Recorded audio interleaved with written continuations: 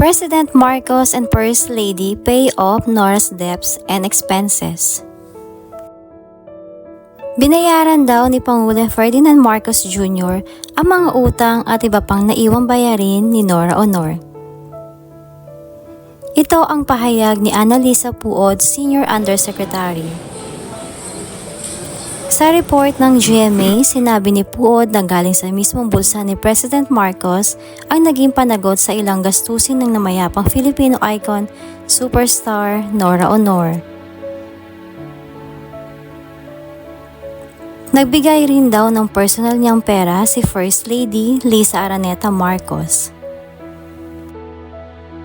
Nilinaw rin ni Puod na hindi ang Philippine Charity Sweepstakes Office ang nagbayad ng hospital bills ni Nora, kundi ang Office of the President at ang Presidente mismo. Covered ng Office of the President ang hospital bills ni Nora dahil ito ay National Artist of Film and Broadcast Arts, ngunit may hangganan itong 750,000 kada taon.